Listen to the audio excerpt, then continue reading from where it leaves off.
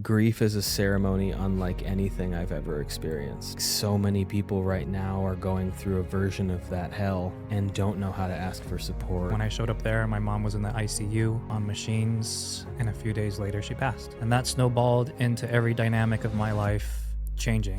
I want to say our opportunity, but maybe almost our responsibility to share these stories for ourselves and for others.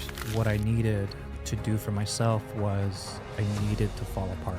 And that was the scariest thing to confront. I think there's a message in there for people of like, there are people out there that love you that you've never even met yet. The first step is a willingness to meet them. I think everybody has an innate sense of we can't do this alone. We're like astronauts exploring deep space of our mind and heart, clearly necessary for us to grow and evolve. Understanding oneself to a certain degree, the why. Why do I do this day in and day out? Why do I have this job? Why am I unhappy? What do I feel like I'm supposed to do more? Why do I feel alone? You can't find those answers unless you're truly willing to explore.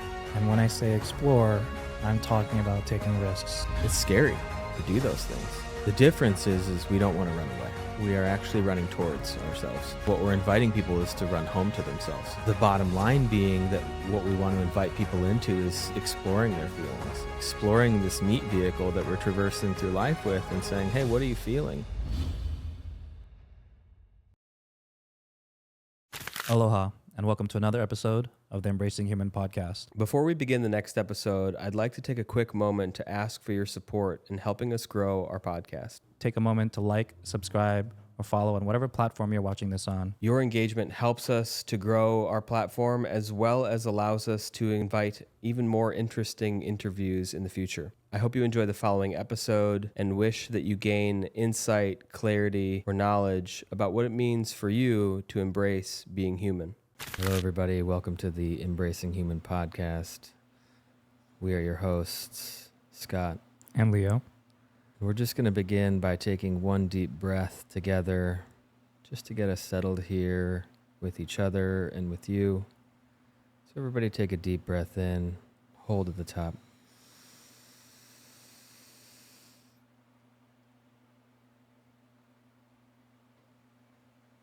And let it go.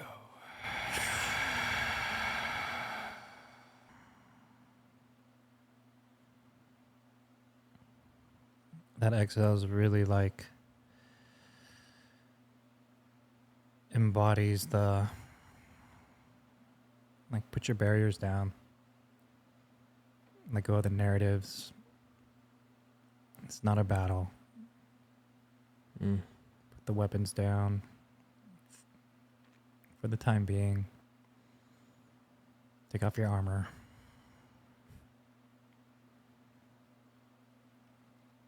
And let's embrace the realities of what it is being human. Almost like there's no need to pretend here.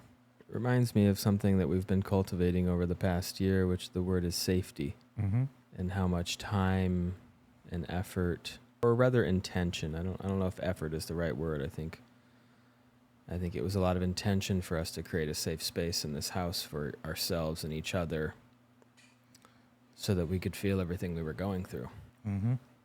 And I guess that's almost like the first thing that comes to mind. And maybe this is jumping the gun, but I almost just want to jump right in, which is tell us how we got here.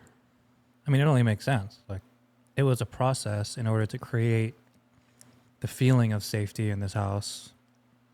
It didn't happen overnight. And in a sense, like, we have to do the same thing for this container. From my understanding right now of how to cultivate that in this container, considering it's, I guess, virtual, is vulnerability. And I think the first step to vulnerability in our process, especially with how we got to create this space in this house, is the story of how it started.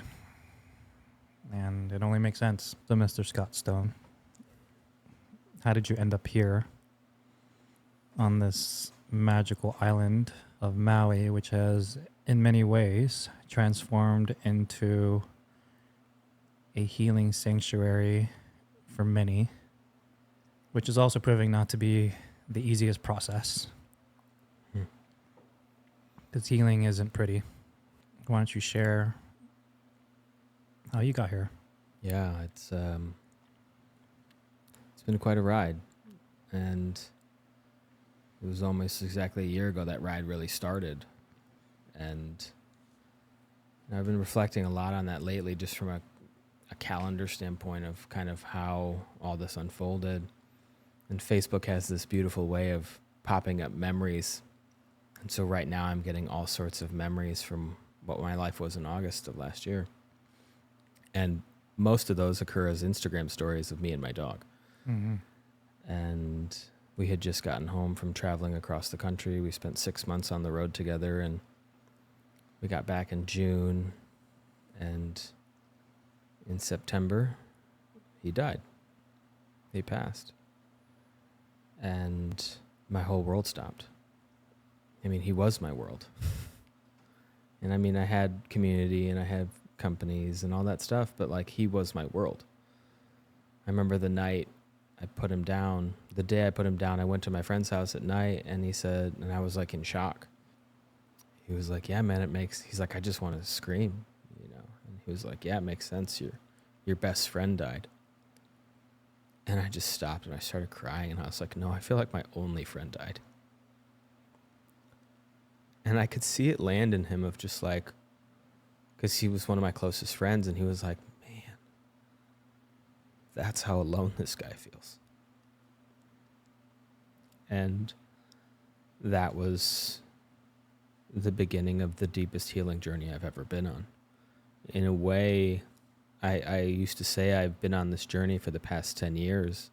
10 years ago, maybe 11 now, I called off my wedding, and it really confronted me with how much trauma I was holding from my childhood and from my teenage years and on. And when Chester died, all of it came to the surface, because I thought I was dealing with it, but I was just finding better ways to repress it.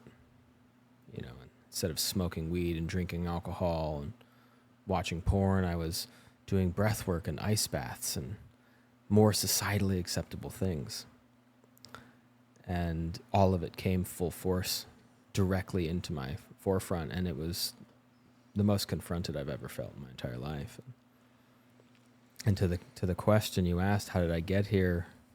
I remember it plain as day. I was driving on I-80 back from St. Louis to Dayton, Ohio, and I recognized that I had a voicemail from Leo Castrence. And I listened to that voicemail, and it was such an authentic and vulnerable request for help. And I remember listening to the voicemail, and as soon as I listened to it, I called you. And I remember I was pulling into a gas station, and you were like, I know about Chester, and I'm sorry to hear you're going through that. And here's what's been going on in my life. And then you begin to share your story, and at some point in that story, you said, I have a proposal for you. And I responded with, oh, are you going to come to Ohio? And you said, not quite. And it was such a gentle invitation of, if you're willing to come here and just be here. It wasn't a request and like, this is what I need you to do. It was, I need someone to hold space for me while I get my life together, because it all fell apart. And I said when Chester retired, I would start traveling again. And it was exactly 2 weeks to the day that you called me and extended that offer. And I knew instantly inside of myself it was of course. And the next day you bought my flight. And that was September 21st. And I arrived here on October 10th, 10/10. And the rest is history.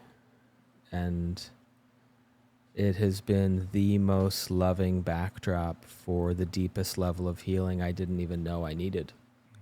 Because grief is a ceremony unlike anything I've ever experienced. More than any plant medicine, more than any retreat, workshop, seminar. Doesn't even come close. It pales in comparison. Or those pale in comparison to a gaping hole existing in life that doesn't go anywhere. In December, I sold my house in Ohio and packed a U-Haul pod up and shipped it across the country, and here we are. It has become the backdrop for what I would like to believe the greatest story ever told. One of brotherhood and support and integrity and love and service and just so many things. I'm so grateful that you reached out. I think had you not, I would have really struggled in Ohio through the winter. Not to say I don't think I would have made it, but that could have been on the table. Mm-hmm. I think I would have been in a very dark place. And I'm eternally grateful for you and this island and this house and what we're creating. Because I think so many people right now are going through a version of that hell and don't know how to ask for support and don't know how to, so many of the things that we want to talk about. I want to say our opportunity, but maybe almost our responsibility to share these stories for ourselves and for others. Mm-hmm. Thank you. Thank you for asking. Mm-hmm. Would you like to tell me a little bit about that voicemail and the last year you've had? Well, to say the least, this year has been a journey. A journey that I would have never predicted and ultimately wasn't prepared for. In hindsight, I could say the different and say, of course, in many ways I was completely prepared for it. But at that moment in time, a year ago, it didn't feel anywhere close to that. So how did I reach the point of reaching out to you and leaving that, what one might think, a random phone call, voicemail, considering it's been quite a few months since we've talked before that? We can get into that another time, but I guess the story goes that of August last year was when my life got turned upside down. And ironically enough, it was also the same time Maui got flipped upside down too. And it's pretty crazy to think that I basically finally surpassed the year mark of that tragedy and my own tragedy. And August 8th will be solidified in the history of Maui forever, for when everything pretty much changed. And we're still trying to figure out how to adapt to all these changes.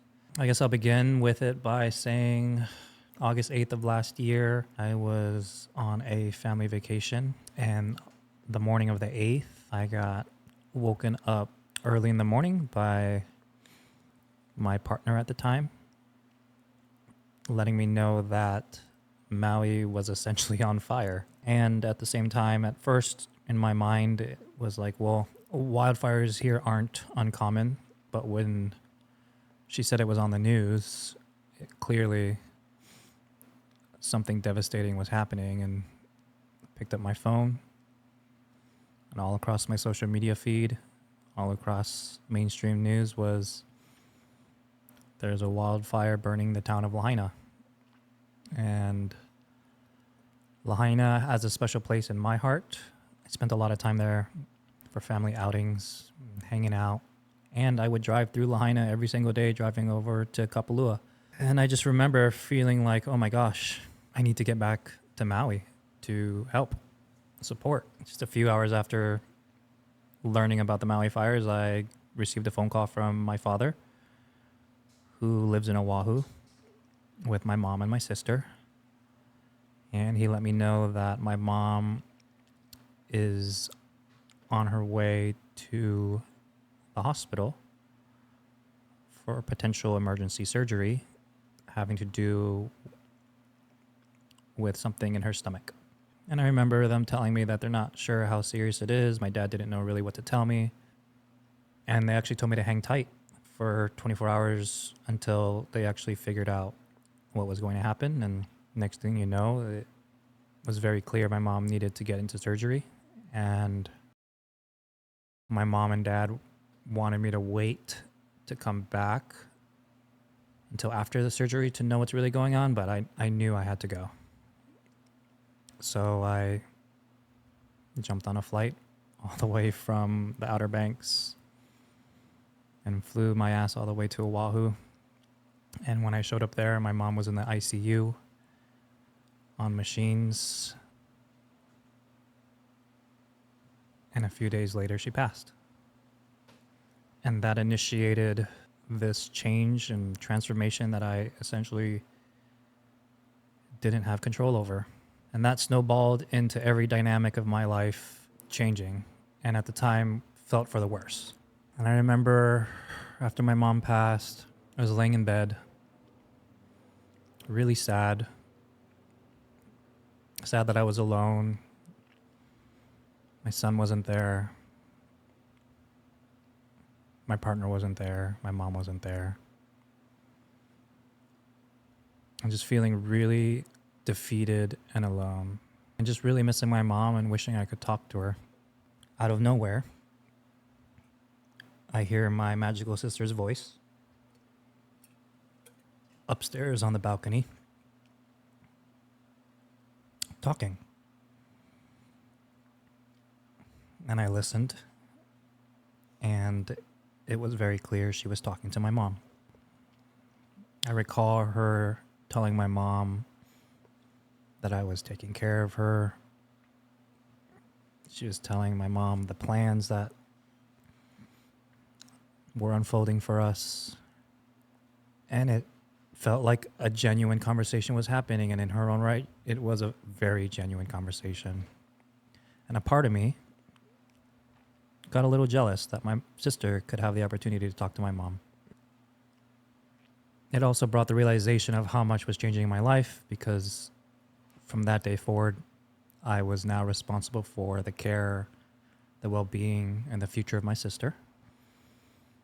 And it got a little overwhelming because I didn't know how I was going to manage everything. So I closed my eyes and I prayed. I prayed to God that I could have a conversation with my mom, because I needed help figuring out my next steps. And what I did know, what I needed to do for myself, was I needed to fall apart. And that was the scariest thing to confront, because at the time, it felt like I only had the opportunity to do it by myself. And while I was in prayer, I just asked my mom to send me someone who could help me get through this. Because at the time, it felt like I was abandoned to do it all by myself. And in this conversation, your name popped up in my mom's voice. And instantly, I picked up my phone, and I already had an ongoing list of to-dos revolving around everything that needed to be done since my mom has passed. And at the top of the list, I put, call Scott. And the following day, I called you. And I called you and proposed this idea of you coming to Maui to grieve with me. And my come from an intention of asking you to come was to be there to hold space for me to crumble. And while I'm crumbling, helping me to make sure my sister was okay on the day-to-day basis. And you said yes. It was funny because we didn't set a time frame. It basically said, let's get you a one-way ticket and let's just see what happens. In my mind, we both had nothing really on our plates other than to heal, at least for the next 3 months. And you showed up, and we made it very clear to each other what we needed. And what we needed was brotherhood.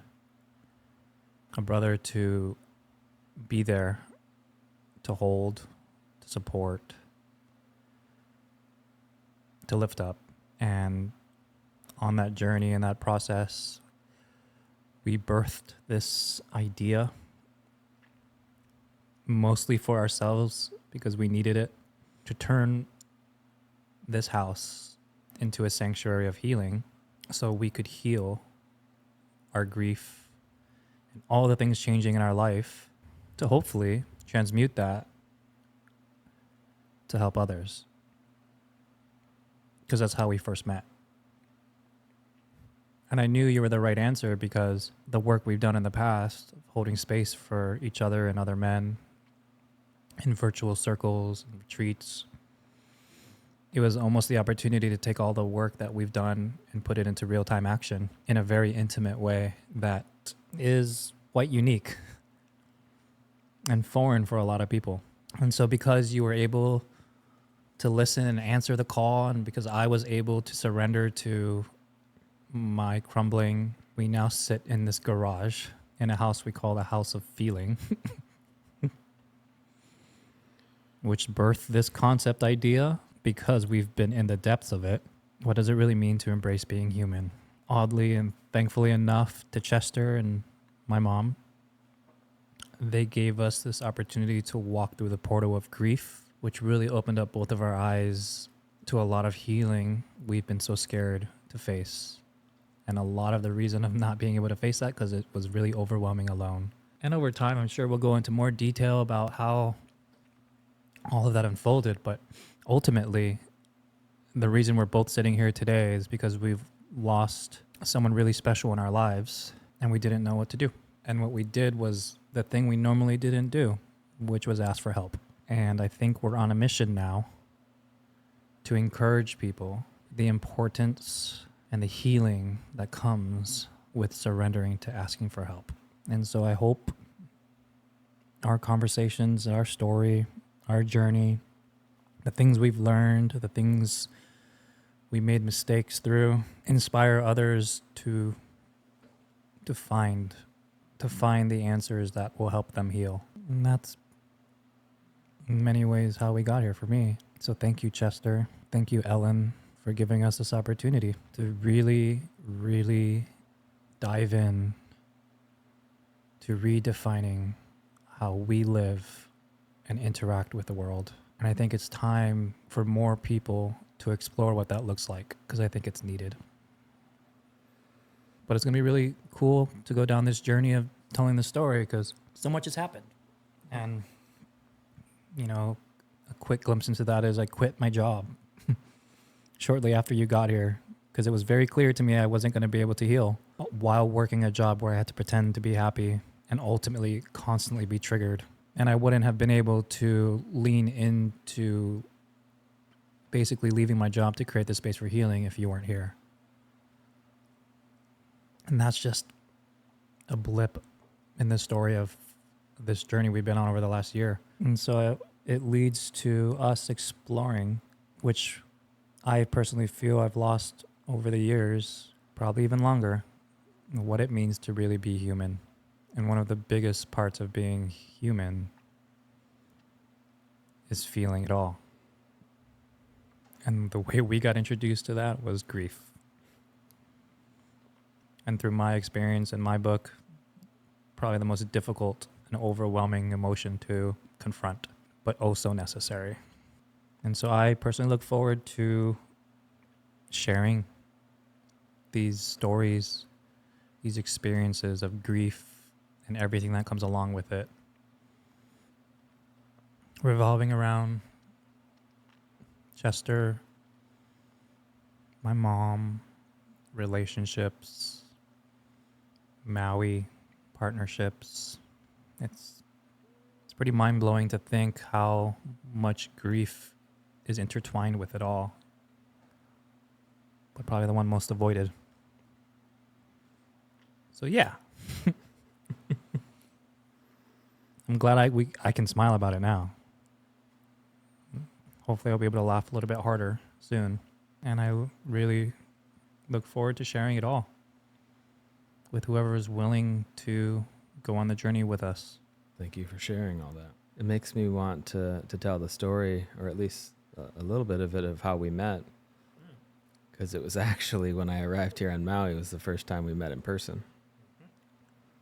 And a little backstory. Leo and I met through some mutual friends who were part of this conscious movement across the United States to really bring in a deeper sense of heart forward living, I'll say, and in the early stages of 2020, right about when COVID was happening, a couple of our friends reached out to me as they had just been canceled off of a music tour for being falsely accused of some allegations, and were melting down.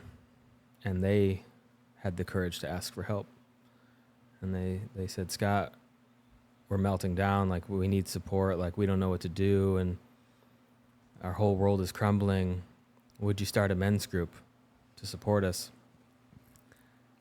And again, this call to brotherhood and this call to support and this opportunity to feel what was happening, I said yes. And my one stipulation was I don't want to do it alone.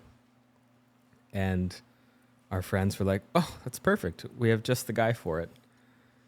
And we met on a Zoom call, the four of us. And I got to meet you for the first time. And we just vibed. And it was very clear of like, okay, we'll do this. We both had experience in men's work. We both had experience in holding space, supporting brothers. And so we said yes, and we started this men's group back in 2020, and I don't know, a couple months into it, maybe 6 months into it or something, so COVID got the best of us, and life got the best of us, and you had taken a step back, but we stayed in touch. And it was maybe a year and a half later, I remember leading breath work with you, or for you, holding that space when you were on Lanai, and we stayed in touch. And there was always this deep sense of connection, this deep sense of shared reverence, I think, for each other, of just like, I see what you're doing. I see you in your process. And I remember getting that call, because I would think about you periodically and being like, I wonder how Leo's doing. And it was probably a year since we had chatted last. We'd send a random text here and there, but, you know, to get that voicemail from you that went something to the effect of, I was sitting in prayer last night and I asked for support and your face came to me instantly. Will you call me back? Every time I tell that story, everybody's like, you gotta call him back. And I was like, of course, you know, like, and so to have that such an honest and loving request, and then to say yes. And it's funny because when you proposed it, you said, come to Maui. And we did not talk about a time frame. We did not talk about the setup. All I knew is your sister was with you. I didn't know if your dad was with you. I didn't know what the house was like. I didn't know if there was a car. And I remember a week before I left, I called you and I was like, hey. And I've been thinking about this, like, what's the sleeping situation? Do I have like a room? I'm like on the couch. Like, do I have a car? Like, what do I need? And you were like, I got you, bro. Like, you've got your own room with a door. I've got a car for you. Like, you're set. Just show up. And I was like,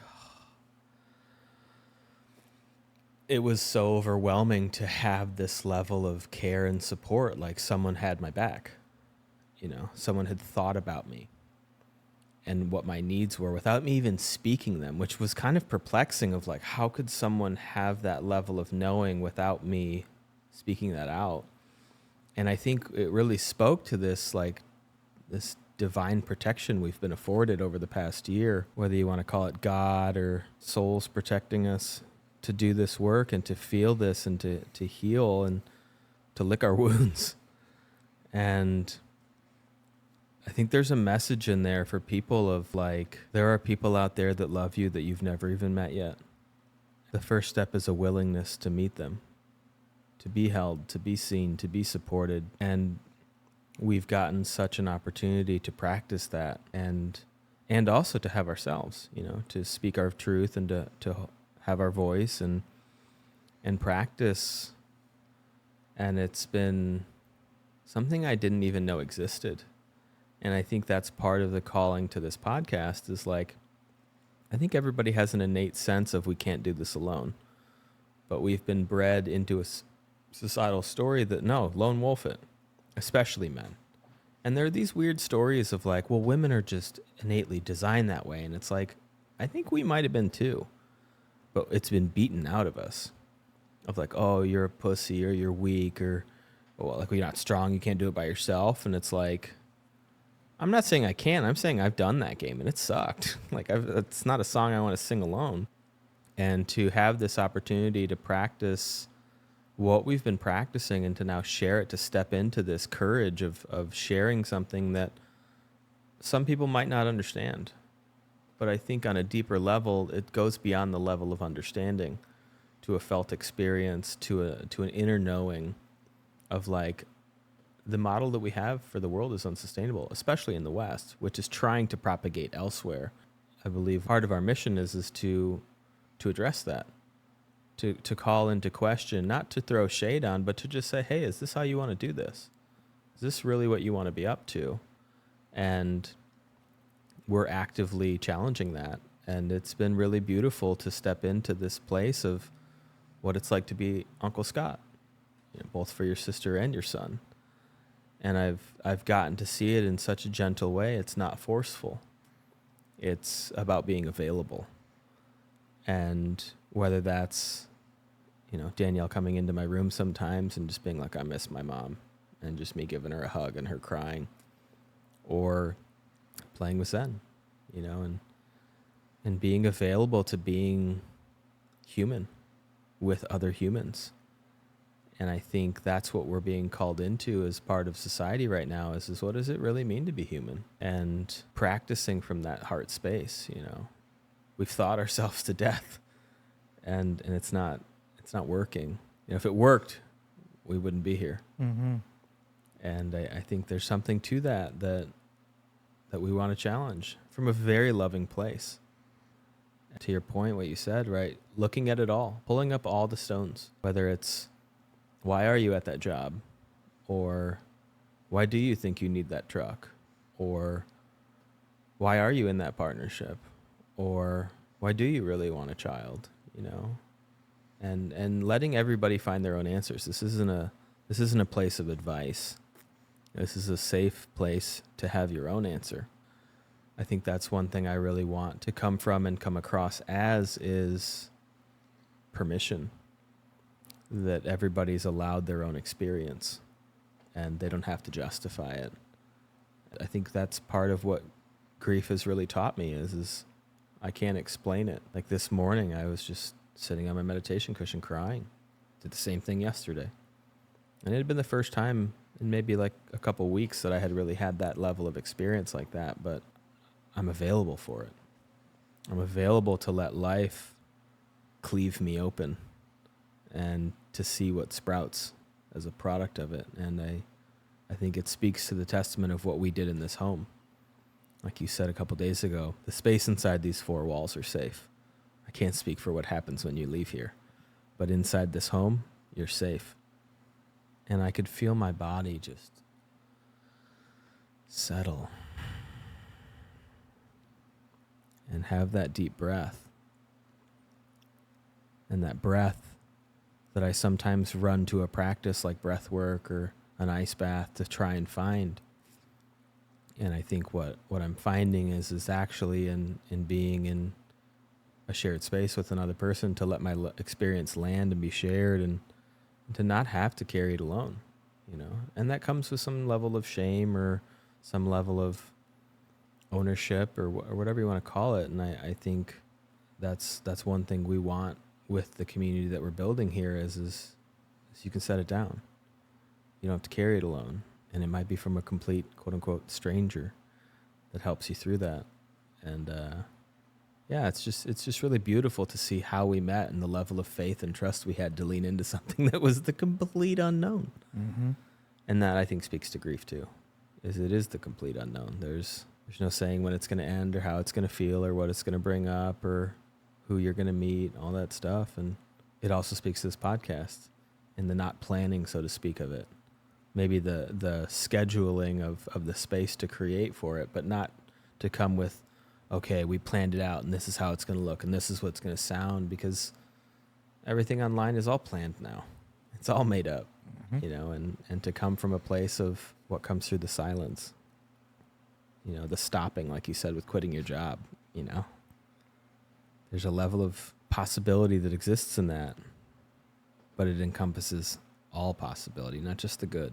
Encompasses all the despair and the doom and all that stuff as well. And I think the courage to answer the call is a big part of this.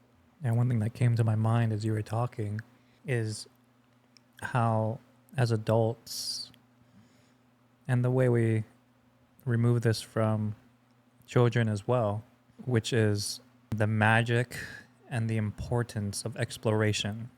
I mean, as a kid growing up, it was all about going on an adventure and exploring. That's all that was really kind of what we watched and read about. And how as adults, we've lost the desire to explore. Not even lost the desire, we forgot the importance of exploring because, as we get older and become adults, it feels and seems as if there are very minimal options and it's easy to follow the path that everyone says you should, and which we both did.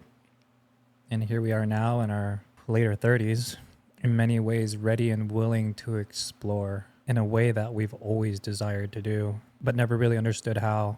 And it's just profound that what led us to the ability to feel safe in exploring all the options was grief. And that resonates with me so deeply as I talk about that out loud, because I just think over the last year, we've been walking in such unknown, unfamiliar territory. And that exploration, for the most part, was internal. And it's almost like we're like astronauts exploring deep space or spaces of our mind and heart, clearly necessary for us to grow and evolve. And what it feels like, because we've been in this exploration for quite some time now, it's become very clear that this is what everyone is scared to do. What I mean by exploration is understanding oneself to a certain degree. The why. Why do I do this day in and day out? Why do I have this job? Why am I unhappy? Why do I feel like I'm supposed to do more? Why am I hurting? Why haven't I found love? Why do I feel alone? You can't find those answers unless you're truly willing to explore. And when I say explore, I'm talking about taking risks, letting go of what you thought or what you think you're supposed to be doing. Because what grief did for me was made it very clear that my process or my operating system was not working. So it almost like listening to you inspired me to step into this space and energy of an explorer. And you think of all the stories of these explorers jumping on a ship, trusting without knowing their ultimate destination, and somehow finding something they've never knew existed before. And that's what it feels like we're doing. And you think back to how many people in society thought these explorers were crazy.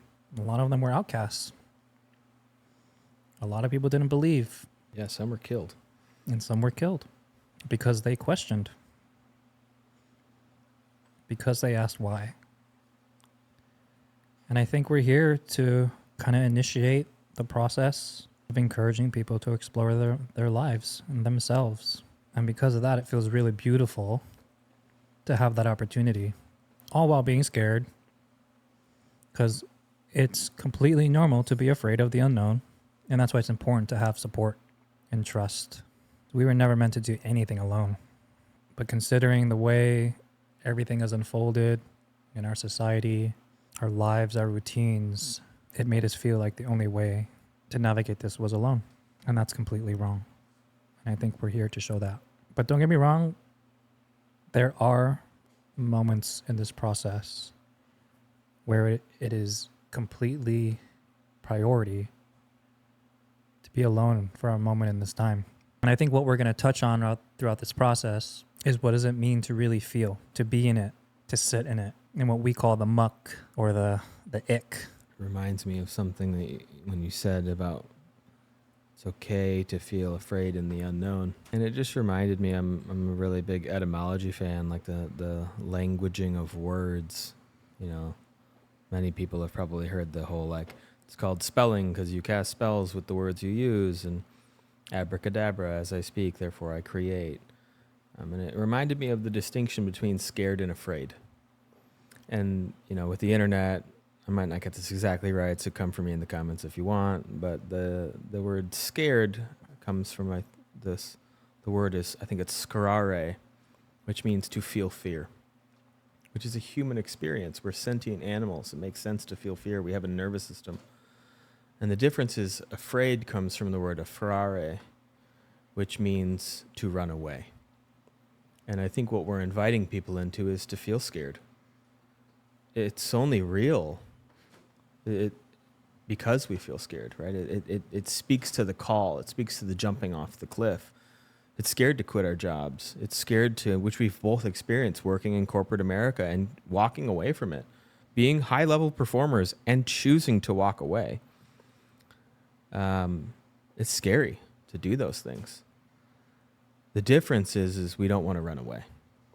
We are actually running towards ourselves. And I think that slight difference in languaging of what we're inviting people is to run home to themselves. And that is the aspect of feeling. I think the quote is like, courage or bravery is feeling fear and doing it anyway. And I think that's what we're speaking to here is it makes absolute sense for you to want to quit your job and start that business. And maybe it starts as a side hustle. Maybe it doesn't go straight to jumping off the cliff because you've got a family you got to support. And maybe there is some aspect of planning and building the permission slip to jump off. I think a lot of people just jump and they're like, oh my God, what do I do? And it's like, well, you just kind of went for a cheap hit, like the instant gratification type of thing. And the bottom line being that what we want to invite people into is exploring their feelings, exploring this meat vehicle that we're traversing through life with and saying, hey, what are you feeling? I was talking to a friend this morning and he was like, I'm just so sick of myself. None of my strategies are working. I loathe myself in so many ways. And he started that with saying, I feel terrible most days. And what I helped him get back to was that he had it that if he started exercising and eating, that would change the way he felt. What he saw was that, well, it's not necessarily going to change the way I feel. I don't even know why I'm feeling what I'm feeling. I have a belief that if I change my habits, if I change my personality internally, my external reality, my personal reality will change. And I think a lot of times we expect that if I make this change that I'm not going to feel the way I feel. And I was like, well, maybe your body just wants you to feel this way so it can feel it. Which I think speaks again to grief of like the body just wants to feel this heaviness, not because it wants to live there, but because it wants to express it so that it can let it go. But because it's so ugly and so big and so scary feeling sometimes, it's like, I can't feel that. So we feel something certain, whether that's, the hit of a joint or the bottom of a beer can. We say, well, I know what that's going to feel like, so I'll just choose that. And I think one of the things that we've given ourselves permission to explore is falling apart into it. And what does it look like to have a sober life and to not have the coping strategies of the person I wanted to change anyway? That's a delicate process, which is why when people come to me and say, how should I quit smoking weed? And I'm like, I wouldn't. They're like, what do you mean? I'm like, that's a delicate part of you that's doing a job that needs to happen right now. How about you focus on why you're smoking weed? And I think it speaks to us and our willingness to take a pause. And whether it's Monday, Tuesday, or Saturday, all the days are the same, and that becomes a groundhog effect of like, I'm still feeling this way. I'm still feeling this way, which is of the mind again, versus I'm going to feel this. And whether we're feeling it alone or together or otherwise, it speaks to honoring this intelligence in the body that's not trying to hurt us. And I think so many people have it that their body's out to get them. I'm like, oh no. Like I say in the breath work, right? Like your lungs breathe 20,000 times a day and you've never once had to ask. Your body is always for you. Till the moment you die, vitality runs through you as your birthright. it just reminds me of the level of trust that we blindly fell into, you know, Mm-hmm. and we didn't have any data to show that it was going to work. Yeah. I think there's All we had was faith. right. There's this willingness, this trust in the surrender of, you know, and it just makes me remember that like surrender in English is a negative connotation. But back to languaging, in German, there's two words for surrender. One means to give up, the other means to give in. And it's that little difference that we only know through our languaging. We only know it as our own. And until we explore something outside of it, we're like, oh, well, I'm not waving the white flag to life. I'm just letting life come through me. And I think it's so difficult. I can speak for myself, like the egoic surrender of I know better than life does. Who gave me the king staff of life?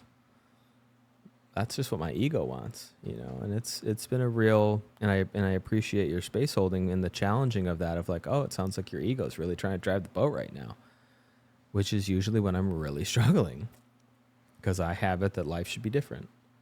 And I think back to grief. I can have it that life should be different and my dog's still dead. Like there's no other way around that. And even in some plant medicine journey, I'm still coming back to this experience as reality as it exists right now. There's an opportunity to embrace that as part of human. Mm-hmm. And yeah, it's a delicate dance, you know? And I think that's why we're not coming here to tell people how to do this. We don't really know what other people need. We've not walked in their shoes. We've walked in ours and we can share our experience, but I'm not here to give advice. Mm-hmm. I'm not here to tell anybody how to do something. And it's not that we have the answers. It's that we're willing to ask why. And I think that's the most important come from is why. Why are we so shameful? Or why am I holding so much shame? Or why am I so afraid? Why do I feel so stuck? Why do I feel so alone?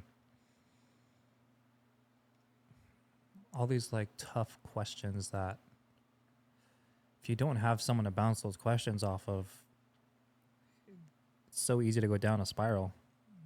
You get stuck. And I have many friends who are stuck in their own way. And I get it. It's always been this like ongoing question I bring up when I'm traveling and talking to people about or hearing people's stories.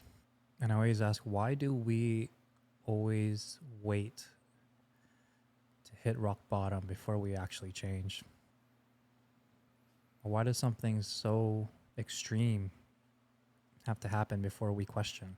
And in many ways, I hope that what we talk about and what we've been through and what we've learned in our own experiences, I really do hope prevents people from having to go to the depths to that degree.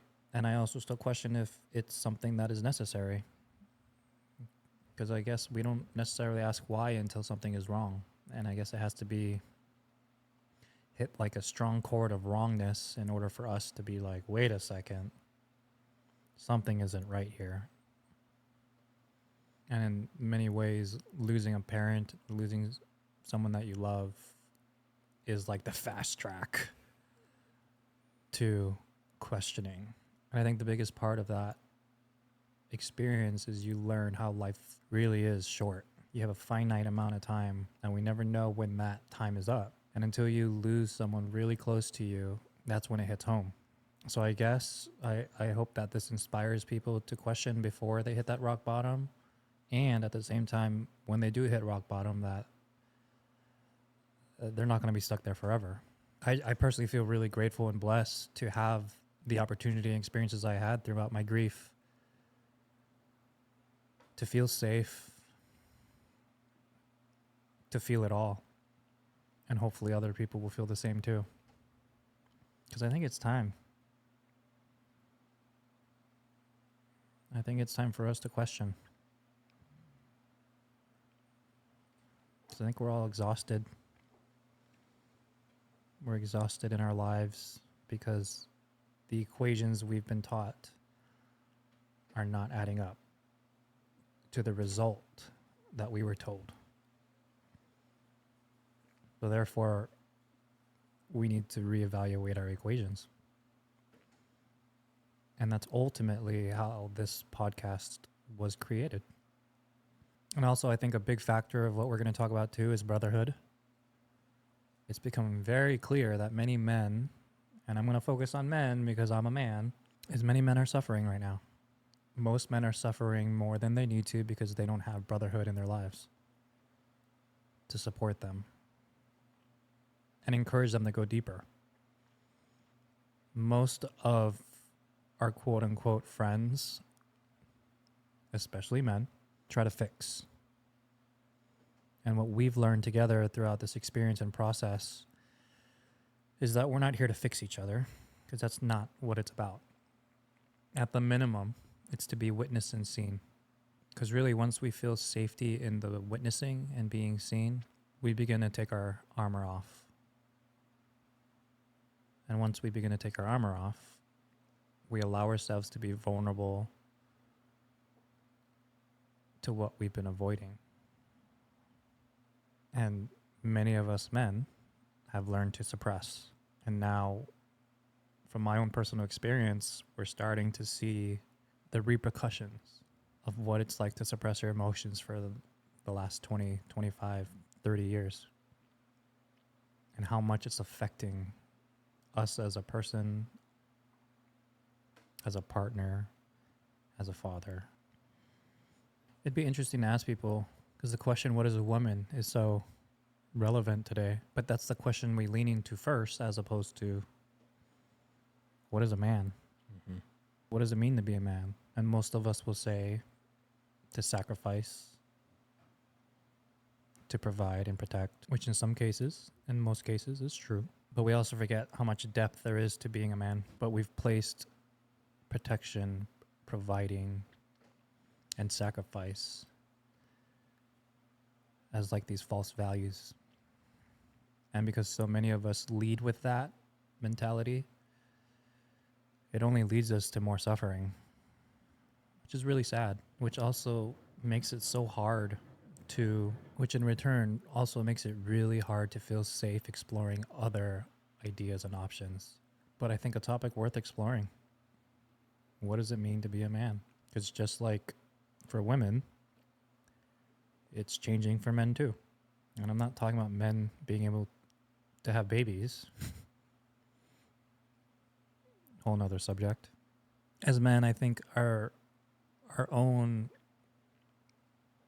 self-responsibility is to get clear with our values.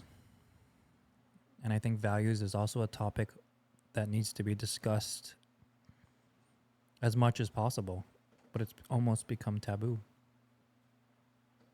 because you're scared you're going to get judged, rejected, or canceled for having a value that doesn't necessarily align with the collective.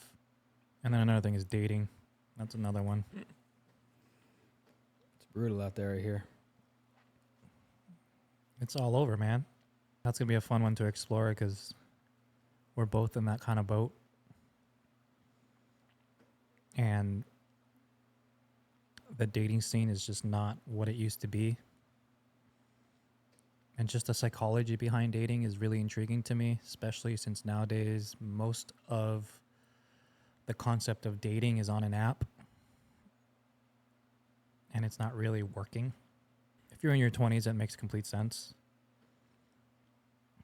But for someone such as myself, it's a very difficult territory to navigate. And it almost feels like that's something else that needs to evolve. And things will only evolve if we have conversations about it. It reminds me a lot of this tattoo on my leg. The Sanskrit mantra, Yatha Pinde Tathar Brahmande, which means as above, so below, right? So the micro is the macro, as the human, or as the soul, so the universe, as within, so without. And so it made me think, as you were sharing a lot of different things, of like our inner world, what we were raised upon, is a reflection of the outer world. We were raised on things like Beauty and the Beast and The Little Mermaid and Snow White. And what do these movies represent? They represent a damsel in distress, and the man comes and saves her.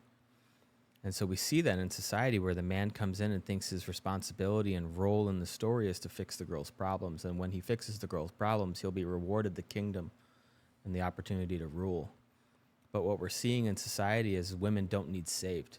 They want held, right? And they want support. They want honor of their experience, not the solution to it.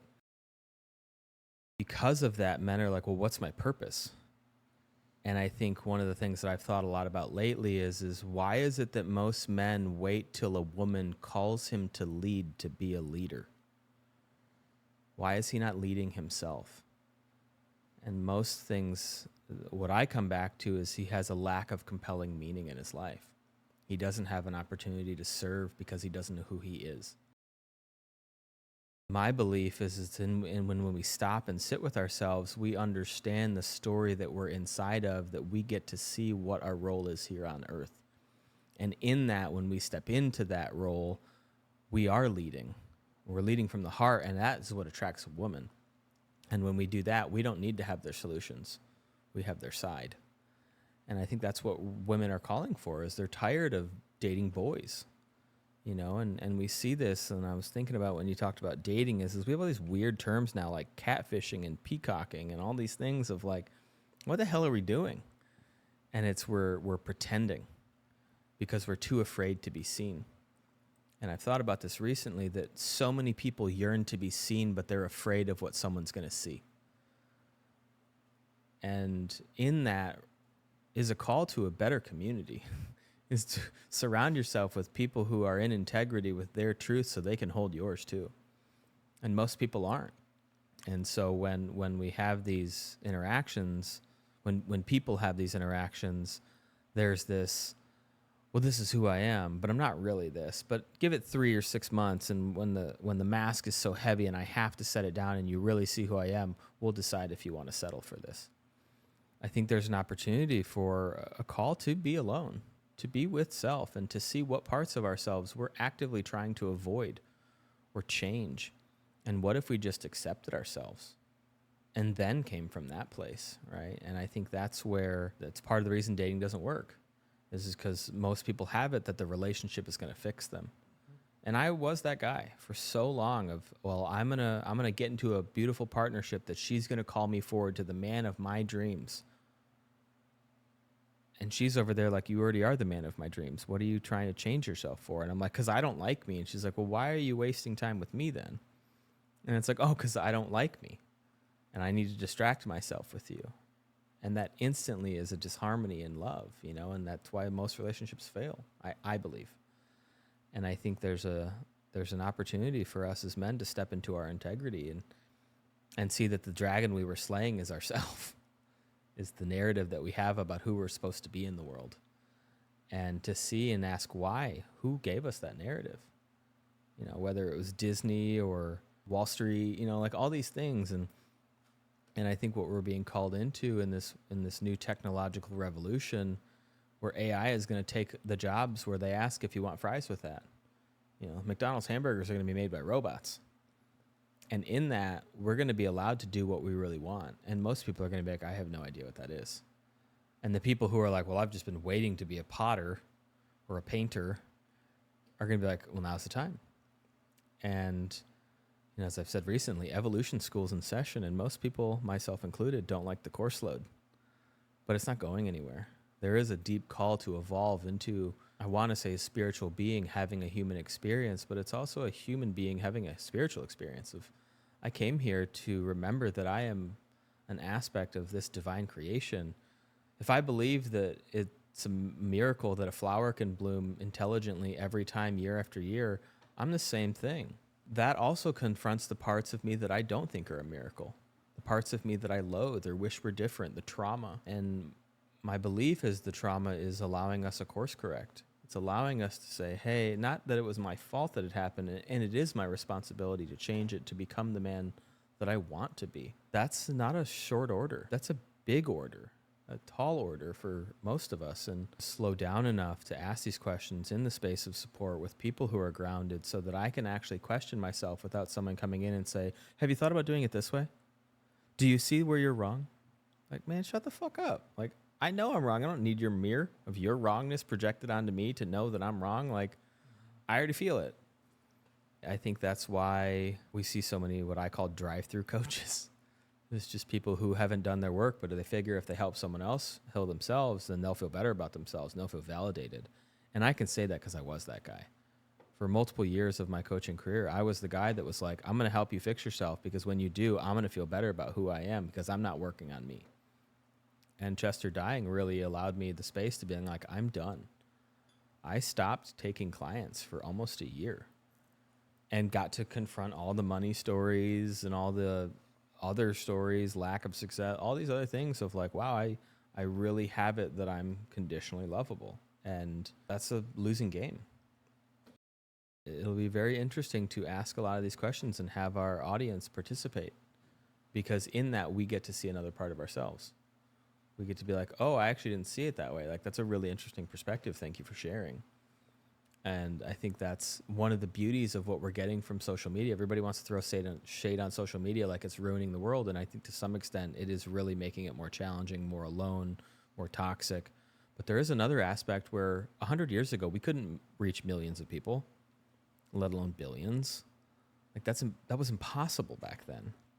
And I think that's one of the gifts that we're given right now with this technological revolution is we can have a massive effect as we step into our authentic representation.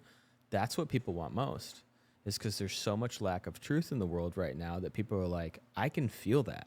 I can feel your posturing. I can feel your pretending, and I'm not here for it. Mm-hmm.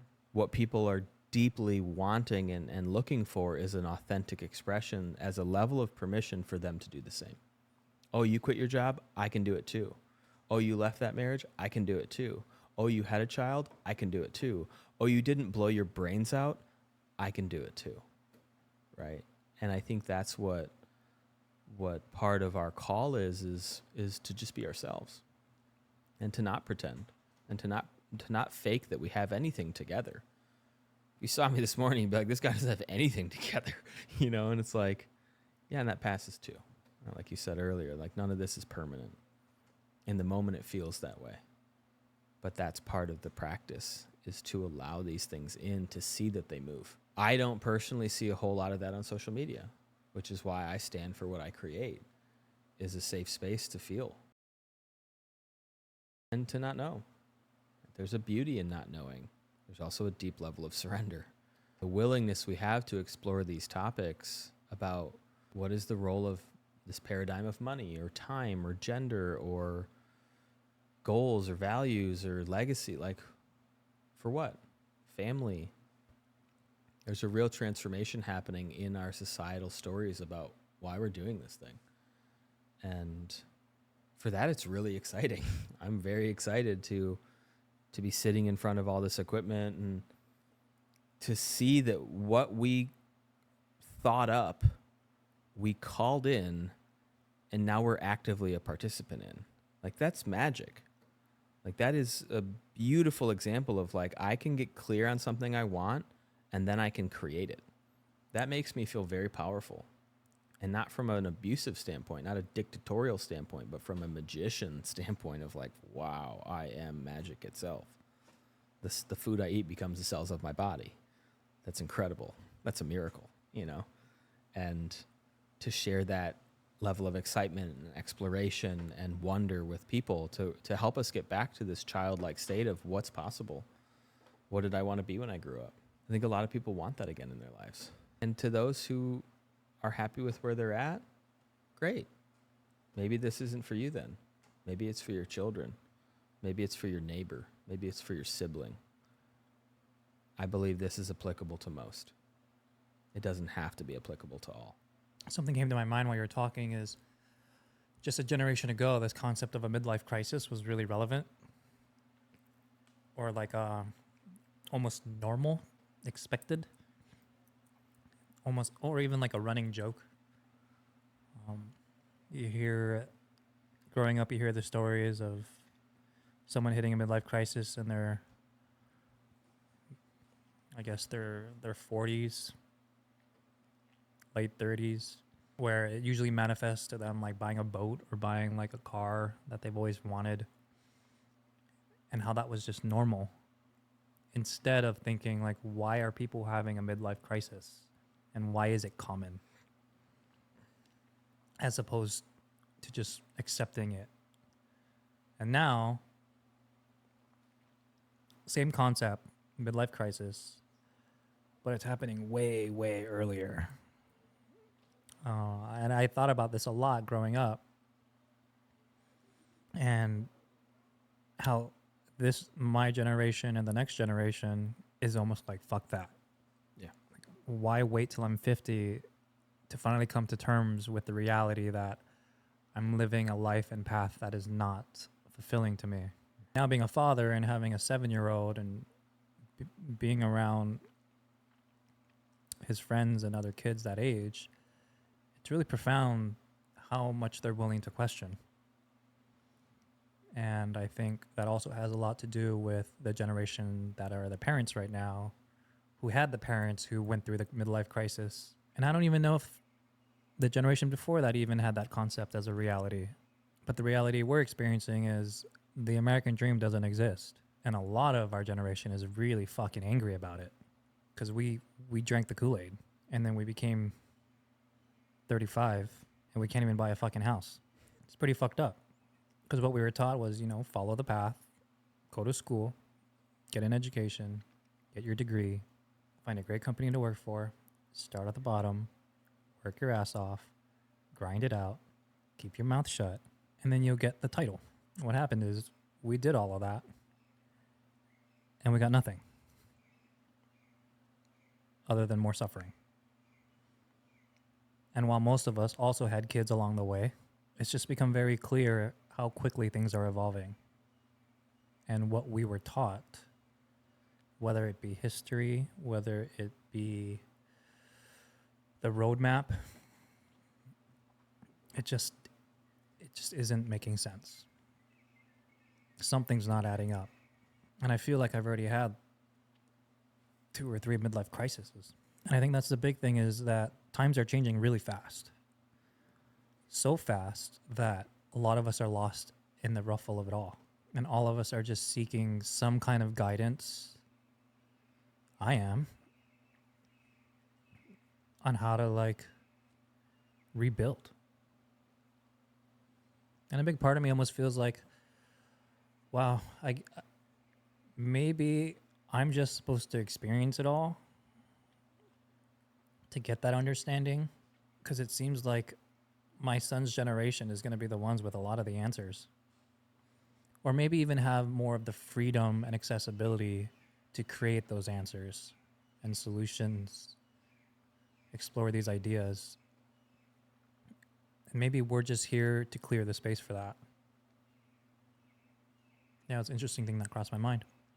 When you started sharing about midlife crises, it reminded me of this tenet in yoga. So there's a belief in yoga that there are 4 stages of life. The first stage is to understand your dharma. Why are you here? The second is to accrue the energy necessary to complete your dharma. In other words, make money. The third is to enjoy the fruits of your labor. And the fourth is to prepare to die. I think my personal belief is the midlife crisis is people trying to skip steps. They did not figure out why they were there, but they went straight to making money because we were told that that's what we do. Is you just show up and you grind and you make money, and then you can buy the truck and you'll be happy. But as the soul, we came here to fulfill upon something. And if we don't understand what that is, we get to an age where it all becomes confronting and falling apart, because you buy the Corvette and you still hate your life. You still hate your wife. You still hate all of it. And so there's this aspect where it's like, why am I here? And that, I believe, is what the midlife crisis does, is it stops and asks someone, why did I come here to be human? Mm-hmm. And I also, when you were talking about having multiple midlife crises, or having these generations now having them earlier, I'll speak to that first.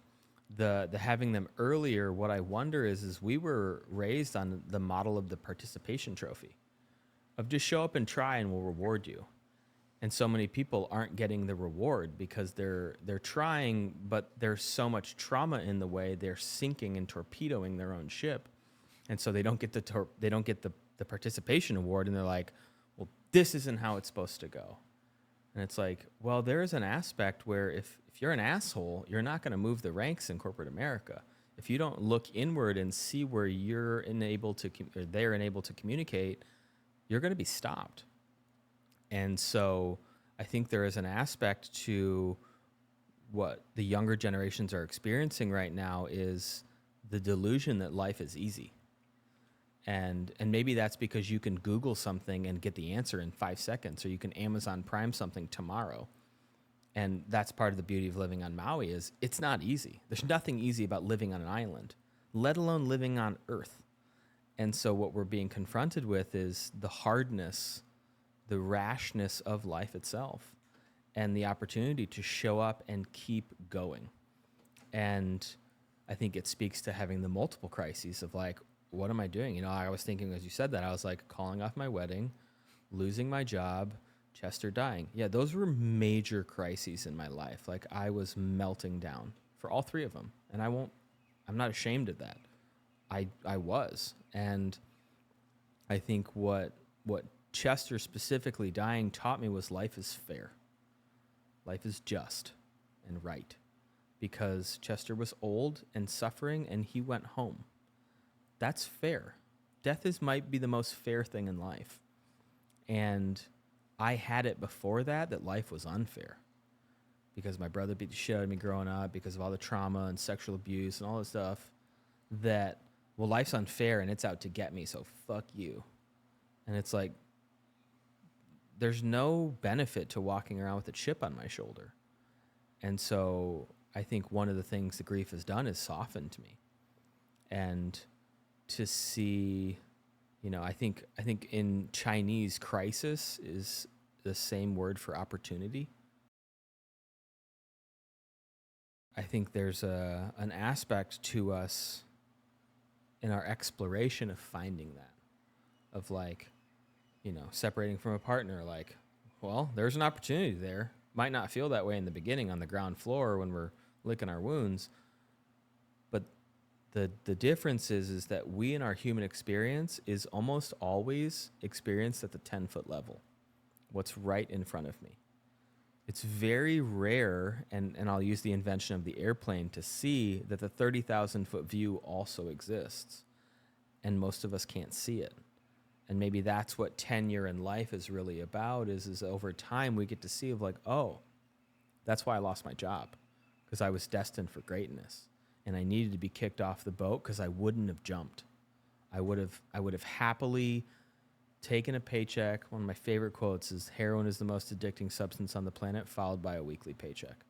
I would have happily done that to just have enough, meanwhile bickering and complaining about not having enough, but would have stayed a slave to the machine. And what life has invited me into is figuring out why I'm here and what I'm called to do. And that is not an easy thing. Mm-hmm. That is the opportunity of a man, you know? And that's why I said about Chester dying. I became a man the day Chester died because I held my dog as he died. That is not a boy thing to do. That is a manly thing to do, to usher someone to the other side. And I think that's why death is such a beautiful catalyst, which is why we protect ourselves from it. Society has built a wall around grief to remember the impermanence of life so that we continually play small until death knocks at our door. Mm-hmm. And we're like, guess I'll do it again. Yeah. Guess I'll lather, rinse, and repeat because I didn't understand how short this gift really was.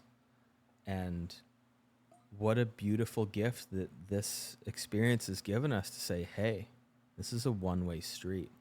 Don't play small. Show up. Love hard. Mm-hmm. Play out fully. Right? All those things. They're cliche because they're said all the time, and they're said all the time because they're right. You know? And that's why we've removed elders from our society. The States is the only place that does that. Mm-hmm. Elders around the world are revered. here in America, they're a burden, right? But they hold all the wisdom. Yep. They tell us what it used to be like so we can see what's coming. And that's where it gets really interesting to see, like, why is this unfolding the way it is here? The United States is an anomaly against so much in regards to so much of the world. And to just ask why. Mm-hmm. Why has the veil been pulled over our eyes on another level? And when you ask that question, it becomes very clear that things need to change. It came to my mind, like, as you were talking now, we technically, on paper, become an adult at 18. And how at 18, we're supposed to take the path of higher education to get a degree and a job that would provide resources to us as we get older to build a family and so forth. And a lot of the midlife crisis dynamic comes in because what you've chosen to do with all that time doesn't bring happiness. And I sit there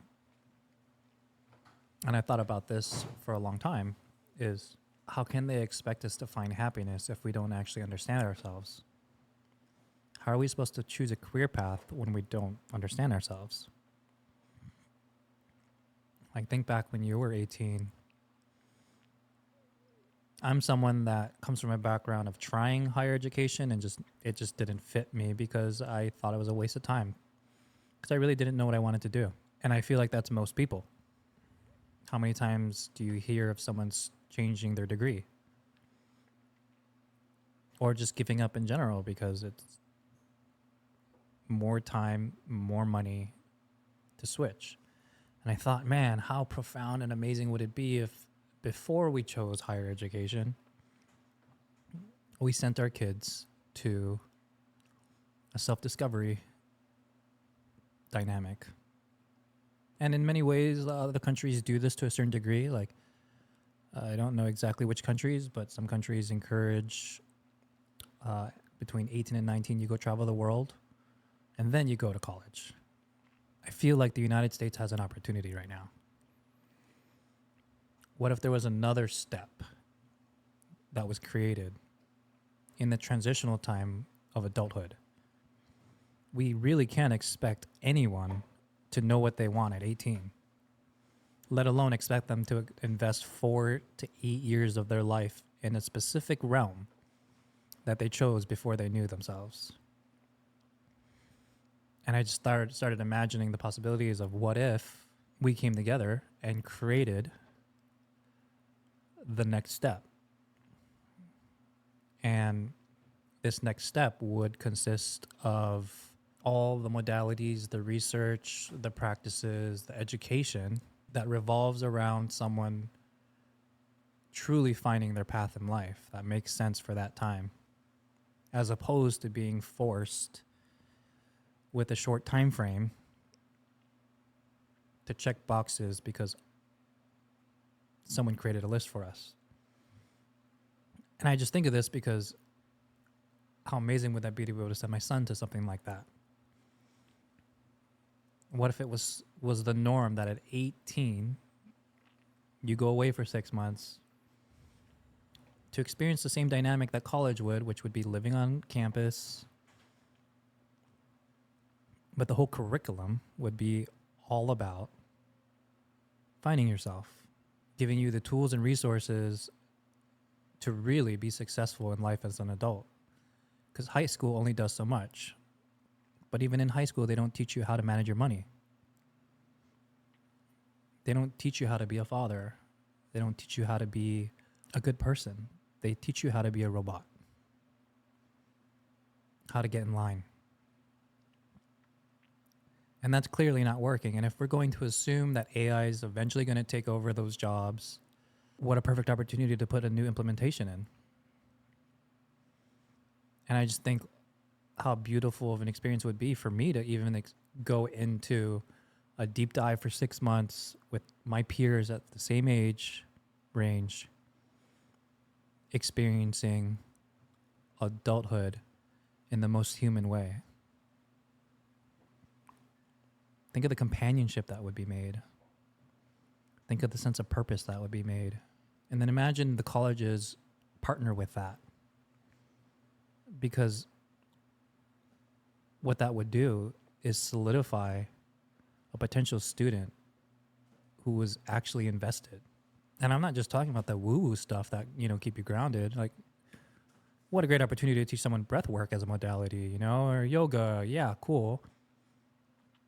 Perfect time to introduce something like that to someone to see if it's a tool that they can use. But more importantly, it's an environment that is intentionally created to be safe to explore. And every class you take is a different branch of exploration.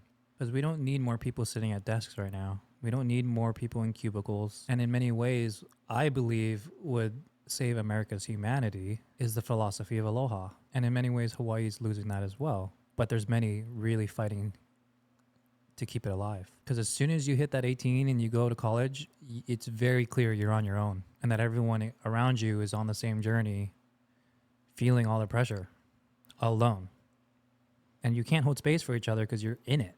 But man, can you imagine a campus where every student there is exploring themselves so that they can find a true sense of purpose of how they can provide value back to the world? That would be fucking crazy. Talk about a cultural shift. And I really feel like that would create a toolkit. It would provide resources, which would eliminate this concept of people going through a crisis like that. It also teaches self-accountability and responsibility for the choices you make. Man. My guess is it's not a college campus, it's a Montessori. You've probably heard the quote, I think it's a Native American quote, that's like, if you give me the first 7 years of a boy, I'll show you the man. And I think by 18, we've been programmed already. We've been programmed to see the influencers and the cars and the girls and the jobs and the things and the stuff. And I think there's something to us going even earlier than that.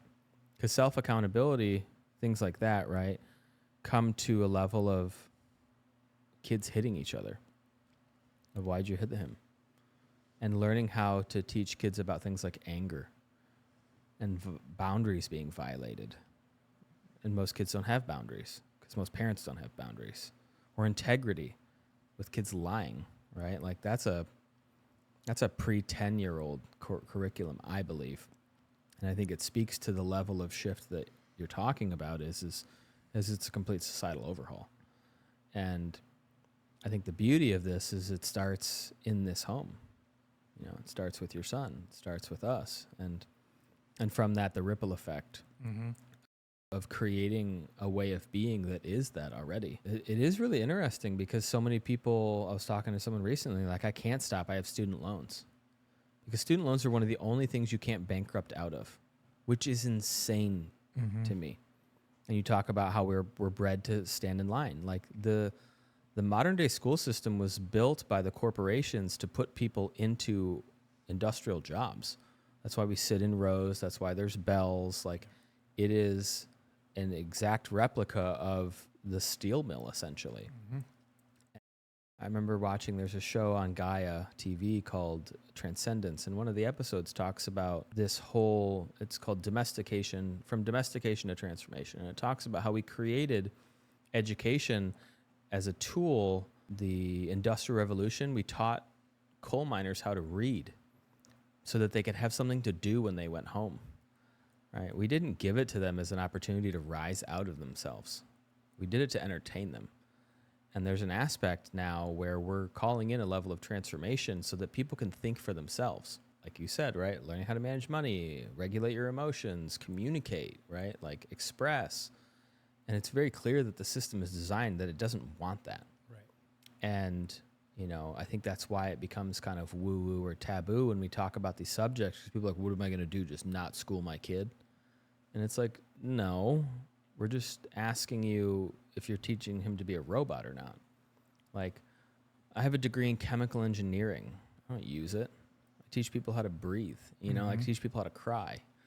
I give them space to cry. It's like, but I played that game, and then I went to work for one of the biggest companies in the world and made them millions of dollars for it. And that was never about me. I was told that if I kept outputting, I could rise the ranks and all that stuff. And I'm sure I could have, But for what? So I could get a Tesla? Mm-hmm. So I could have a second home? Meanwhile, the company I was working for is burning down the rainforest? Mm-hmm. You know, it's like, it's a really confronting thing to take a step back. And I think that's where the people who engage with this conversation are going to be the deep thinkers, the questioners, the what's the point of it all? And I personally have been creating a curriculum similar to what you talked about that I won't go into detail on this podcast yet, but there is an aspect to teaching people how to human, because most of us didn't get any of that. Our parents weren't teaching us how to regulate. They were busy surviving, you know, and the schools didn't teach us how to manage our money, let alone file for taxes, let alone any of the things that really matter in the world. Mm-hmm. And I believe that what's being called in right now is a deeper level of existence, because it's very expensive for one reason or another to be a human. It's $10 bread on Maui. You know, it's like, and it's $8 on the mainland. It's not much different. Mm-hmm. It's definitely more expensive here, but it's not much different. Right. And so people are like, what's the point? And I think that's why there's a lot of nihilism and suicidal ideation these days. It's because they're like, wait, it's super painful. It doesn't get better. And there's no end in sight. I'm out. And I think that's one of the reasons I am so interested in men's healing, because men are 5 times more likely to kill themselves than women are. 12 if you own a gun. Mm-hmm. That's insane. That's absolutely ludicrous. Mm-hmm. That should be part of someone's presidential campaign. But let's be real. They don't care, right? It's under the rug. And so there's an aspect where, in a way, we are kind of braving the wilderness. We are kind of forging a new path. We're in the jungle. We left the city. We took both feet out of the matrix, and we're carving a new path, at least for our families. And for that, I think a lot of people are going to want to be part of that. Mm-hmm. I think a lot of people are interested in not playing that game because they know their kids are set up to fail. Mm-hmm. All you have to do is look at 50% of kids are obese or overweight. You know, it's like, that's insane. Right. Like the amount of chronic, I think, no, it's 50% of kids are dealing with a chronic illness, Mm-hmm. most of which is overweight or obesity, Mm-hmm. which is absolutely ludicrous. But you think anybody's actually on the top trying to fix that? No. Mm-hmm. You know, and so there is a level of self-accountability that we get to take, especially for people like you as fathers, for people as parents, to say, I'm going to do this differently. I'm going to set my kids up for success because someday you won't be here. And what we hope is that your son has the tools to navigate this human experience in a way that is loving, in a way that's not based in fear. I believe if we can do that, we shift the genetic lineage of our families forever to live in love instead of fear. Like, that paradigm shift is dramatic. And so what we're doing is a deep act of courage Mm-hmm. to step out of the wheel. Yeah. Like I said, you can run as fast as you want on the wheel, but you're still a rat. Mm-hmm. It's kind of icky, but it's like, It's kind of facts. truth to it. One thing I do have to say is, like, I have to give, like, so much respect and almost like reverence for the parents out there who are really taking that step and choosing homeschooling. Like, that's another topic to talk about too, is the rise of how many kids are now, or how many parents are choosing to homeschool their children because they're taking the responsibility themselves to nurture and educate their child to truly, in their capabilities and power, to set them up for preparedness and success. And it's not an easy path to choose. It's a lot of responsibility, it's a lot of sacrifice, and it's a lot of effort. But if there's anything worth it, it's our children. And just like you're talking about, like, we can't rely on the government or the education system to change in the ways that is very clear. Which made me realize that there are parents out there who are taking action and at the same time probably struggling through that process as well. It's still a very edgy subject, whether it be within community conversation or governmental. Like there's a lot of fear that lingers with that choice, and a lot of profound growth that happens as well. There's a lot of off-branch education that's happening now because of what we're talking about. So I just felt the need to say, like, wow, good job. Yeah. Good job. And you're not alone in the difficulty of it. We weren't taught how to do this, because I'm bringing this up because we homeschool my kid too. And as he gets older, it's becoming very clear it's probably one of the best decisions we've ever made for him. And that as I see more and more parents doing the same, or at least asking about it, I got to celebrate that. Because you're right. In many ways, people are taking the action themselves. Yeah. Instead of what most of us, and I've been there, is playing victim and hoping that the government saves us. Yeah. And that's just not the case. We can't rely on that. It's been proven that we can't. Yeah. They're not there to represent us. And they're not there to make things better for us. It's actually, I actually took the time to look, it's gotten a lot worse. The decisions that have been made have made things a lot more difficult for people just to be human. Mm-hmm. And I appreciate what you shared, because it made me realize and remember that change is happening. People are trying. Mm-hmm. And it is beautiful to acknowledge that since we didn't get it, we're going to create it for our kids. Yes. And that's what's happening right now. Yes. And in that acknowledgement, I appreciate you saying that, because it also made me want to acknowledge the parents and the humans, for that matter, that are just surviving, that are just doing what they can to keep food on the table and to keep going. The selflessness involved with that is not to be overshadowed. Mm-hmm. And my parents came from nothing. My mom was born in Korea with a dirt floor. Yep. And was poor to the point where she had to eat bugs. Mm-hmm. And my dad was barely better off in a way.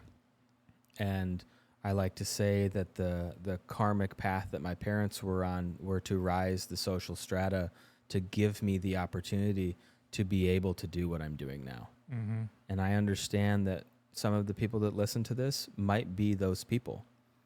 And there's no timeline, there's no race, there's only an opportunity to rise to the challenge that's presented. Mm-hmm. And it doesn't make you less than that your kids can't afford certain things, or that you can't afford certain things, or that you want certain things and therefore can't afford other things. Like, we're all on our own paths. And I think the humans that are going to tune into this, my belief, hope, is that they will see the work that they're doing as the work that they were presented to do, and not play the comparison model game, because it's so fleeting. Yep.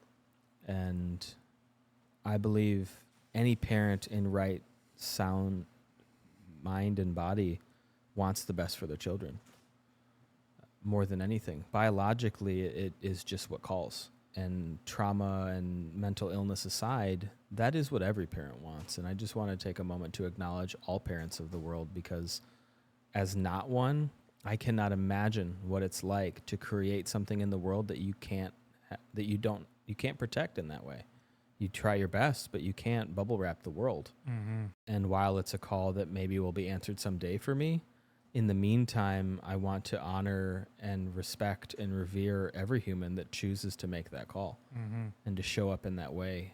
It's an act of love that is to be acknowledged.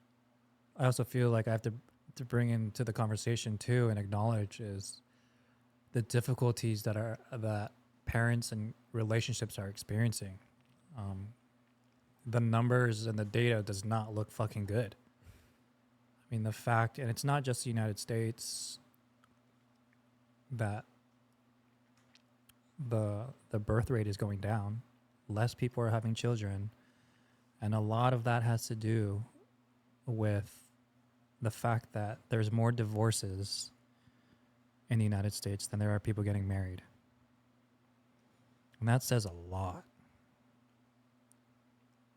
It says a lot to the degree of where it's overwhelming, because essentially on paper it looks like love is dying. And that's really sad to think of because of the children that are involved in that. And I just need to acknowledge those who are in the middle of that experience of their relationships falling apart, their marriages falling apart, and how difficult that process is, because I've been there. I'm in it. And the hardest part about it for me is thinking of my son throughout the whole experience of not having a family unit, and how we live in a society and environment where that's becoming completely normal. It's like they took away the village and now they're breaking up the families. It's kind of scary to think if this continues, what would the world be like? And the dating dynamic is a micro of that. There's a lot of fear and trauma around relationships where it becomes that much more difficult to find your partner. And when you do, and you haven't taken the time, or either of you have taken the time to ground in to who you are and what you bring to relationship, and or what you don't, and what you could work on, or what you could have support in, it's more than likely going to fail. Because the way it's set up, it's almost set up that that's the answer. And so I think it's really important too. Like, I mean, there's so much to cover as in being a human, and a lot of what we're going to tap into is this suffering dynamic that we as humans experience within grief, within relationships, within parenting, within just existing in today's society. That there is so much beauty and so much acknowledgement that needs to be had in the midst of all the suffering. And it just goes back to voicing out loud that you're not alone in the journey, as much as it feels that way. You're not the only one experiencing it. And that's kind of what also really sucks about it. Which also what makes it hard about finding help outside of that, because more than likely your neighbor or your friend or brother is also going through the same thing. Mm-hmm. And as a man, when it comes to expressing this stuff, the last thing you want to do is burden someone else who's going through it, which only pushes you to lone wolf it even more.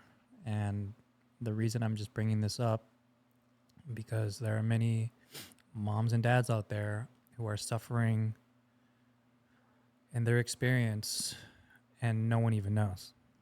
And more than likely, their partner doesn't even really know how much suffering is happening on both sides. And so clearly there's an opportunity here for a lot of dynamics about being human that need to be discussed and explored. More so that the come from is to acknowledge that it's not a solo experience. Because once you feel alone in it, that's when things get dark. That's where these really scary thoughts and ideas come into your head. And I guess the point of me saying all of this is to hopefully inspire you that there's other ways to navigate this. And I hope that our conversations inspire this true sense of support and community that can be created anywhere. Because I feel for them. Because I feel it in me. But how fucked is it that I got to look at the numbers again that they're projecting over the next 10 years of how much our population is going to decrease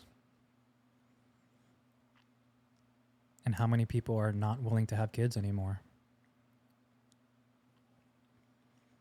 Whether it be their fears of bringing a kid into this world or finding someone to create a family with that they can feel safe knowing that through all the trials and tribulations, we're not going to abandon each other. Because it's become too common and too normal to run. It's too easy. It just makes me think of that Matt Walsh video we watched last night about parents regretting becoming parents. That was like, what the fuck? Heavy. And it made me acknowledge that that's real. And I really do believe that subreddit exists because they don't have a place to say it. And they don't have the support to navigate all the difficulties that come with being a parent. Right, all of that. And I think I like to look at relationships ending, and this is through the support of one of my coaches, Peter Crone, says that divorce is not divorcing the other person, it's divorcing the version of you that you were when you met them. And so it speaks to our evolution. And so maybe the reason that relationships are ending on the level right now is because we acknowledge that we're becoming other people. We're stepping into a new version of ourselves. And for that, the energetic alignment to the person that we met no longer matches. And in that doesn't mean that love is failing. It means that we are starting to learn that we have needs and wants and that we are allowed to ask for them. And the people we were with weren't meeting them. And I think the declining birth rate, from what I've heard, the number one reason is because it's really expensive to have a child right now. And so the aspect of the evolution that we're all undergoing is to start learning how it is to be okay being alone. So that when we get to be with a partner, we get to be with them, not have to be with them, not need to be with them. We want to be with them. Mm-hmm.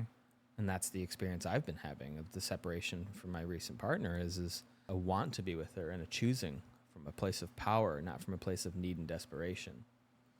And I think there's an aspect to what we're all undergoing is a deep evolution. It's a deep transformation of who we were and how, and we could use COVID as a good example of how everybody's going through grief because life changed as we know it and will not be going back. And that's almost in a way a testament to what's happening inside of us as well. Like I said, as above, so below. This change that we're experiencing, this catalyzation of living in harmony with the planet, not on the planet. And how do we walk in a good way and how do we love, and I think there is aspects of technology where you can just swipe right. And there's a million people, like, I remember reading something once that says, you can see more women on the internet in a matter of 10 minutes than the richest man in the world would see 200 years ago. They would never see thousands of beautiful women, let alone naked. Mm-hmm. Now you can see that at the click of a mouse. And it's like, this is insane. Mm-hmm. And so this aspect, along with Amazon Prime and all this instant gratification of like, well, this isn't it. I'm done. Mm-hmm. And there's a world of presencing to ourselves of like, is this really what I want? Because your words matter and you can't take them back. And you ask for things, you own it. Mm-hmm. And I think what some men are learning is like, that's not what I wanted. Yeah. What I wanted was to be seen. What I wanted was that. Well, that's not what you said. You said what you did, and I'm going to own it now because that was real in me too. And I think there's an aspect to that's really coming to light. The way we use our word matters. Mm-hmm. And I think just along the acknowledgement train, I'll say two more things. One is to acknowledge anybody who's gotten this far in this conversation. We've brought up a lot of big things. And for those who have made it to I don't want to call it the end, but to this far, it really speaks to their willingness, curiosity, courage to want to peel back the layers on themselves. And I just want to acknowledge and celebrate each and every one of you for being here with us through this conversation. I think that's pretty solid. I think that was a really good process in terms of just dumping thoughts into conversation, and it kind of set the tone on the different topics that are really relevant to discuss, not only for men but just the collective, the seekers. Mm-hmm. The dreamers. Yeah. Yeah, I'm pretty good. Good. I think I think the other thing that came back was to interact with us, Mm-hmm. to reach out on social media, to let us know of topics you want to discuss, Mm-hmm. that you want To be explored. to be explored. Yeah, because it's not just the ones we listed. There are so many other aspects to being human that I think are relevant. And as this conversation evolves between the two of us, there will also be an aspect of bringing in other humans in our community that might include you, might include other people. And so let us know who you'd like to hear from and the conversations you'd like to have. And I would love to end the podcast the same way we started, which I would love to have you lead us in a one deep breath to close it out. Let's do it.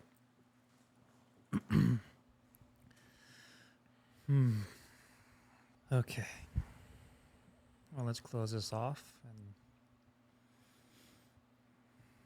bring it full circle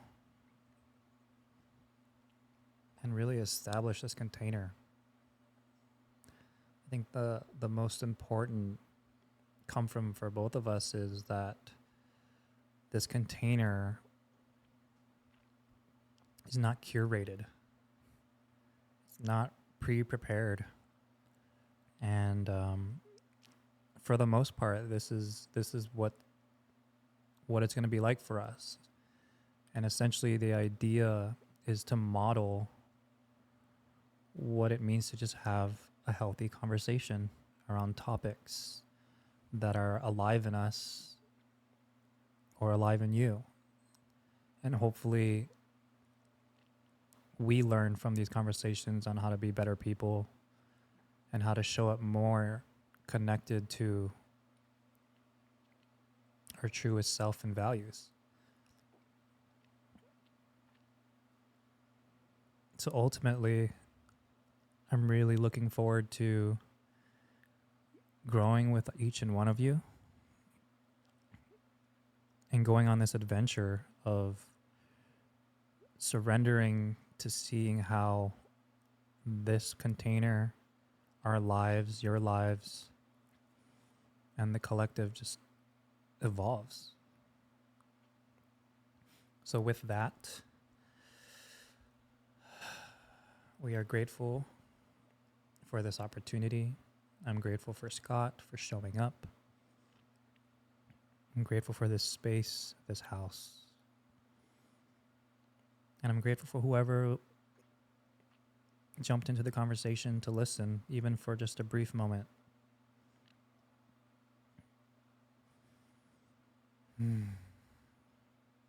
So with that, let's take a nice deep breath in with our nose and hold at the top. Just for a few more seconds.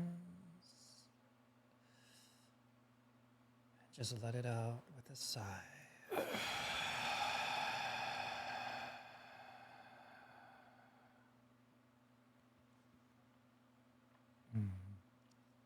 Thank you for your time. Thank you for your presence. And thank you for being you. This is the Embracing Being Human podcast. Much love to all of you. Until next time. Aloha. Aloha. Thank you for taking the time to listen to the interview today. And if you haven't already done so, please like or follow us on whatever platform you're listening to, and let us know if you have any questions or comments or requests of future interviewees. And we hope you find this inspiration, the clarity, and the direction to fully lean into being human, whatever that means for you. Aloha.